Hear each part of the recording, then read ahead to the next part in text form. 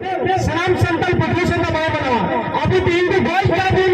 Dubai का उद्देश्य के लिए अभी तक मीठा आसान 100 बीघा भूमि बच्चों का जमीन होगा अब 100 हजार अब ऊपर के बाहर दिन गिरने का और 100 बीघा का कुटुंब के लिए सभा के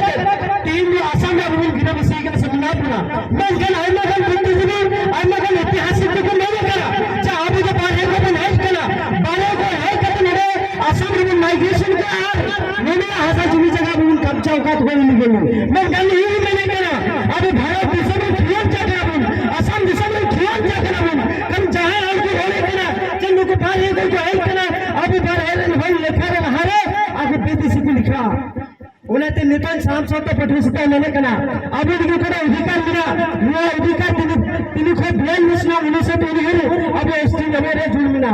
বিজেপিকে গড়ে বিসলছে যে সাংখাল হলে বাইরে পুরা হামলে আমি হিরো সরকার সত্য হইতে কিতিয়া মানে না নয় কারণ আমি ইয়ারে খেলেন যে ইতিয়া আমি ভুলে আমি আমার কবজত আছে কারণ এই ভূমি আমি কারো পুরা আমি প্রয়োগ করে নাই আমি অন্য জেলা বিশ্ববিদ্যালয় প্রয়োগ করে নাই এই ভূমি আমি নিজস্ব ভূমি এই ভূমি আমি নিজস্ব ভূমির আমি মহব্বত করে আইছি কিন্তু কোনটা যদি কোনো বিচারে আপনাদেরকে বাইরে পুরা আইছে তাহলে আপনাদেরকে হত্যা দিতে বিচারছি পুনরায় আপনাদেরকে এনেকে মন্তব্যের পর আপনাদেরকে বিরত থাকুক অন্যথা সমাজ হিরো সরকার সত্য হতে এই জুইখন জুলিছে আকৌ জুলিবলৈ বাকি আছে গতিকে মই আপোনালোকৰ আহ্বান কৰিব বিচাৰিছো হিৰো সৰকাৰ সত্য হতে জি 2014 চনত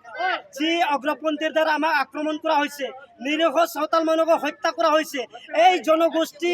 কারো কন্যাই করা নাই এই জনগোষ্ঠী কারো ক্ষতি করা নাই এই জনগোষ্ঠী কারো ভূমি ক্রয় করা নাই কিন্তু তাত সত্ত্বেও আমাক বারংবার আক্রমণ করা হয়েছে বারংবার আক্রমণ লক্ষ্য করা হয়েছে হলেও সাঁওতাল ছাত্র সন্থাই কেতিয়াও মানি ল'ব নোৱাৰে আৰু আপোনালোকক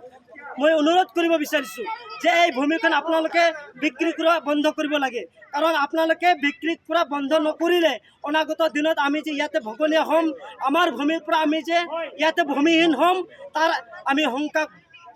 অনুমান পাইছোঁ শংকা কৰিছোঁ কাৰণ অনাগত দিনত আমাৰ জাতিটো থাকিব নাই আমাৰ জাতিটো কাবাত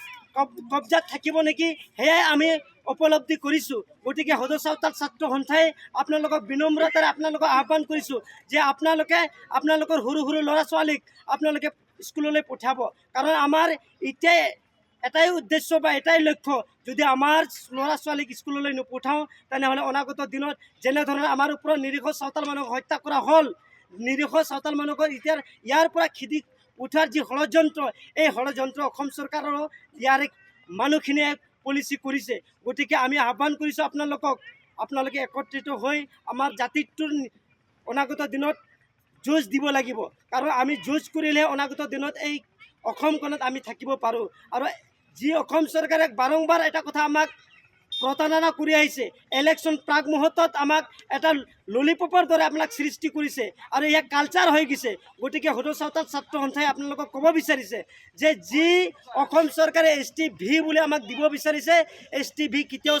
সদৌ সাঁওতাল ছাত্ৰ সন্থা তথা সাঁওতাল ৰাইজে মানিব নোৱাৰে কাৰণ আমি সৰ্বভাৰতীয় ST আমি সৰ্বভাৰতীয় 342 নং অনুচ্ছেদ অনুসৰি সাঁওতালসকলে ST প্লেন হিচাপে স্বীকৃতি লাভ কৰি আহিছে গতিকে কিহৰ তাৰণাত কিহৰ ৰাজনীতিত আমি সাঁওতাল জনগোষ্ঠী ইয়াত STV অন্তৰ্ভুক্ত কৰিব বিচাৰিছে আমি বুজিবলৈ আমি এতিয়াও শংকা কৰিছোঁ কাৰণ আমাক যেনেধৰণৰ প্ৰতাৰণা কৰা হৈছে আমাক যেনেধৰণত ইয়াত আমাৰ ওপৰত প্ৰতাৰণা কৰি পেলাই আমাক যেনেধৰণে ইয়াত লাঞ্ছিত কৰিব বিচাৰিছে সেয়া অসম চৰকাৰে বন্ধ কৰিব লাগে তাৰ কাৰণে আমি অসম চৰকাৰক সকীয়াই দিব বিচাৰিছোঁ যে আপুনি STV যি দিব বিচাৰিছে STV পৰিৱৰ্তে আপুনি ST প্লেন আৰু ST হিলছত আপুনি দিব লাগিব কাৰণ সাঁওতালসকলে নিজস্ব ভূমি আৰু যি ক্ৰাইটেৰিয়া লাগে যি বৈশিষ্ট্য হ'ব লাগে সাঁওতালসকলে 5টা কি 10টা ফুলফিল কৰিবলৈ এতিয়া তেখেতসকলৰ ক্ষমতা আছে গতিকে আপুনি যি ক্ৰাইটেৰিয়াৰ কথা উল্লেখ কৰিছে সেই ক্ৰাইটেৰিয়া 5টা নহয় 10টা আমি ফুলফিল কৰিব পাৰোঁ গতিকে অসম চৰকাৰে যি STV দিব বিচাৰিছে আমাক STV নালাগে আমাক STP হিচাপে আমাক দিব লাগে আৰু যি আমাৰ ভূমি 1886 চনৰ যি আইন আছে এই আইনৰ হিচাপত সাঁওতালসকলৰ ভূমি কোনো অনাসংৰক্ষিত শ্ৰেণীলৈ আমাৰ ভূমি ৰূপান্তৰিত বা ট্ৰান্সফাৰ নহয় কিন্তু অসম সৰকাৰে সেয়াই নকৰি সাঁওতালসকলে ইয়াৰ পৰা যেনে ধৰণৰ তেখেতসকলে ভূমিহীন কৰিব পাৰে সেয়াই পলিচি কৰি পেলাই সাঁওতালসকলক অনা সংৰক্ষিত শ্ৰেণীলৈ আমাৰ ভূমিবোৰ হস্তান্তৰ কৰিছে। গতিকে আমি অসম চৰকাৰে অনুৰোধ কৰিছোঁ যি আমাৰ ভূমি আছে সেই ভূমি আমাৰ সংৰক্ষণ কৰিব লাগে। 1886 চনত চেপ্টাৰ 10 অনুসৰি তেখেতসকলে ভূমিবোৰ সংৰক্ষণ কৰিব লাগে। ভূমি থাকিলে চাওতালসকলে জাতিটো জীয়াই থাকিব, চাওতালসকলে জীয়াই থাকিব। গতিকে হুদ চাওতাল ছাত্ৰ সন্থাই অসম চৰকাৰলৈ আমি এই বাৰ্তা প্ৰেৰণ কৰিব বিচাৰিছোঁ যে আমাৰ ভূমিসমূহ সংৰক্ষণ কৰিব লাগে। তাৰ লগে লগে আমি ক'ব বিচাৰিছোঁ যে চাওতালসকলে যি আমাৰ শিক্ষা গ্ৰহণৰ কাৰণে যি মিডিয়াম প্ৰদান কৰা হ'ল, কিন্তু অসম চৰকাৰে আজিলৈকে এই মিডিয়াসমূহ প্ৰদান কৰাৰ পিছতো এতিয়ালৈকে শিক্ষক নিযুক্তি দিব পৰা নাই। সাঁওতাল ছাত্ৰ সন্থা তামোলপুৰ জিলা সমিতিয়ে এই শ্ৰদ্ধাঞ্জলি অনুষ্ঠান অনুষ্ঠিত কৰিছে আমাৰ এই পাহাৰপুৰ খেলপথাৰ প্ৰাংগণত। আমি হুদ সাঁওতাল ছাত্ৰ সন্থাই বিগত বছৰৰ পৰা 2014 চনত 23 ডিচেম্বৰ তাৰিখে আমাৰ সাঁওতাল জনগোষ্ঠীক নিৰীহ সাঁওতাল জনগোষ্ঠীক আক্ৰমণ কৰা হ'ল আৰু এই দিনটো আজি পাহৰিব পৰা নাই হুদ সাঁওতাল ছাত্ৰ সন্থাই। কাৰণ এই নিৰীহ মানুহ কোনো বেলেগৰ অন্যায় আৰু তেনেধৰণৰ মানে অন্যায় কৰা নাই, কিন্তু আজিলৈকে সেই পৰ্যন্ত ন্যায় আজিলৈকে দিব পৰা নাই অসম চৰকাৰে। হুদ সাঁওতাল ছাত্ৰ সন্থাই আমি 2014 চনৰ পৰা আমি এই শ্ৰদ্ধাঞ্জলি অনুষ্ঠান আমি পাতি আহিছোঁ আৰু আমি অসম চৰকাৰক ক'ব বিচাৰিছোঁ বা তেতিয়াৰ পৰা আমি কৈ আহিছোঁ, দাবী উত্থাপন কৰি আহিছোঁ যে এই নিৰীহ সাঁওতাল মানুহক হত্যা কৰা হ'ল, কিন্তু যিসকলে হত্যাকাৰী আছিলে তেখেতসকলে মূল সুঁতিলৈ আহি শান্তি চুক্তি কৰিলে। আমি ভাল পাইছোঁ, আদৰণি জনাইছোঁ, কিন্তু যিসকলক হত্যা কৰা হ'ল, যিসকল মাতৃহাৰা হ'ল, যিসকল গৃহহাৰা হ'ল, যিসকল ভূমিহীন হ'ল, কিন্তু আজিলৈকে অসম চৰকাৰে কিন্তু তেখেতসকলে উচিত ক্ষতিপূৰণ দিব পৰা নাই। আমি অসম চৰকাৰক ক'ব বিচাৰিছোঁ যে সাঁওতাল জনগোষ্ঠী যে তেখেতসকলে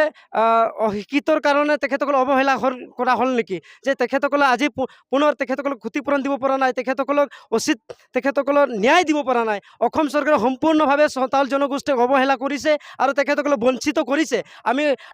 হুদ সাঁওতাল ছাত্ৰ সন্থাই বিগত বছৰৰ পৰা আমি দাবী উত্থাপন কৰি আহিছোঁ যে তেখেতসকলে গৃহহাৰা হ'ল, তেখেতসকলে মাতৃহাৰা হ'ল, তেখেতসকলে আজিলৈকে উচ্চ শিক্ষিতৰ কাৰণে তেখেতসকলে যি ব্যৱস্থা গ্ৰহণ কৰিব লাগিছিলে, আজি সোণাজুলি ফুলবাৰী বিশ্বনাথ চাৰিআলিৰ যি ঘটনা সংঘটিত হ'ল সেইখিনি জেগাত আজি দেখিবলৈ পাইছোঁ তাত ভাল স্কুলৰ ব্যৱস্থা নাই, তাত চাব চেণ্টাৰৰ ব্যৱস্থা নাই, তাত ভাল শিক্ষা গ্ৰহণৰ কাৰণে তেখেতসকলৰ মানে যাবলৈ ৰাস্তা পদূলি ভাল নহয়, তাত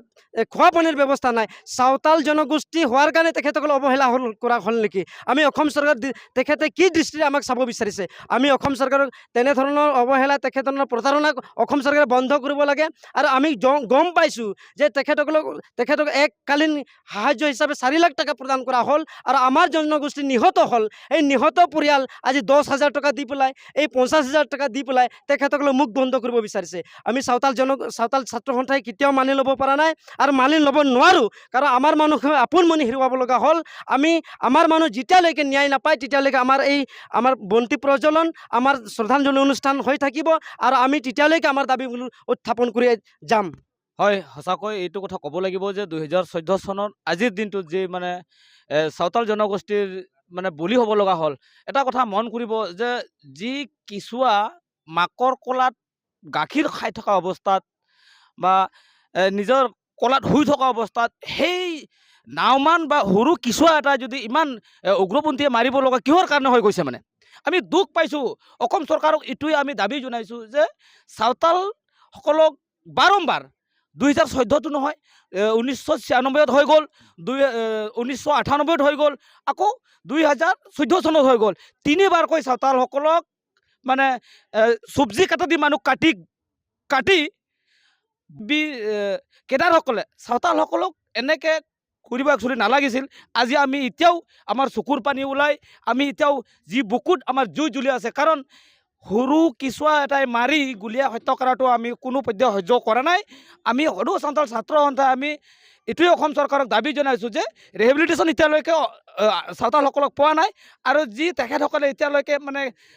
কেম্পত আছে তেখেতসকলক অতি শীঘ্ৰেই নিজৰ ভূমিত আনিব লাগে আৰু যিসকল পৰিয়ালৰ দৃঢ়হাৰা হ'ল, ভূমিহীন হাৰা হ'ল, তেখেতসকলক অতি শীঘ্ৰেই মানে ন্যায়টো পাব লাগিব আৰু ন্যায় দি যিসকলে হত্যা কৰিছিল, যিসকলে হত্যাকাৰী তেখেতসকলক ফাঁচি দিয়াৰ কাৰণে আমি হুদ সাঁওতাল ছাত্ৰ সন্থাই আমি প্ৰতি আহ্বান জনাইছোঁ।